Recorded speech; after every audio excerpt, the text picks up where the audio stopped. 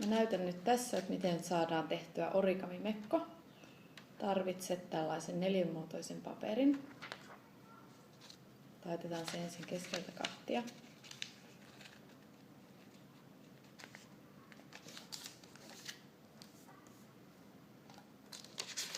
Avataan taitos ja taitetaan sitten täältä reunat tuohon keskikohtaan.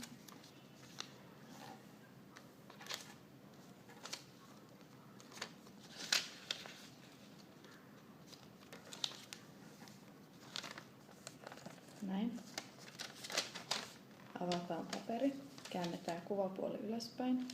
Otetaan äskeistä taitoksesta kiinni ja taitetaan se nyt tuohon keskikohtaan.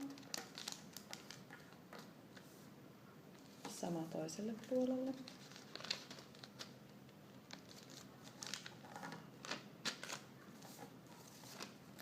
Näin. Tässä on tällainen taitos. Käännetään paperi kuvapuoli alaspäin. Taitetaan nyt tämä näin kahtia. Ei ihan keskeltä, sillä tavalla, että tänne jää vähän valkoista reunaa.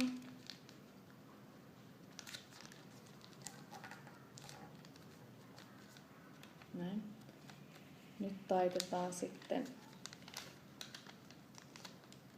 näin, että tuonne väliin jää.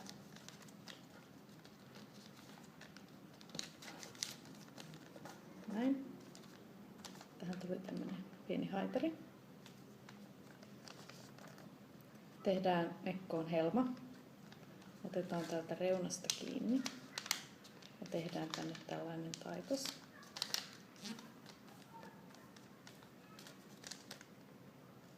Sama toiselle puolelle.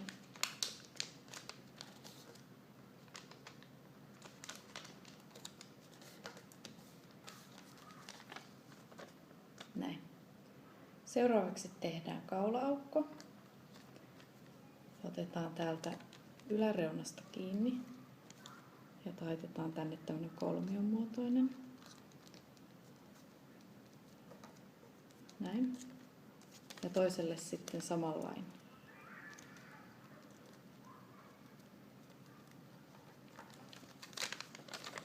Näin. Sitten käännetään taas kuvapuoli alaspäin ja otetaan nyt täältä. Tää voi olla vähän hankala hahmottaa. Otetaan täältä kiinni ja käännetään taitos näin. Eli mä näytän vielä uudestaan. Tää oli näin. Napataan tuosta yläreunasta kiinni. Käännetään näin. Sitten tehdään hihat. Otetaan täältä nämä näin ja taitetaan tuohon keskelle.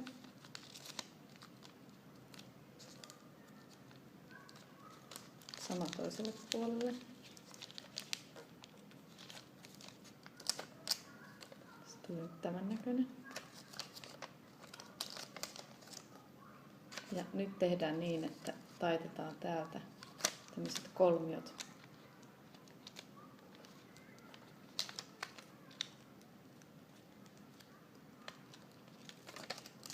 Näin. Nyt se näyttää tällä. Sitten vielä lopuksi taitellaan tää helma. Näin. Ja vielä toinen puoli.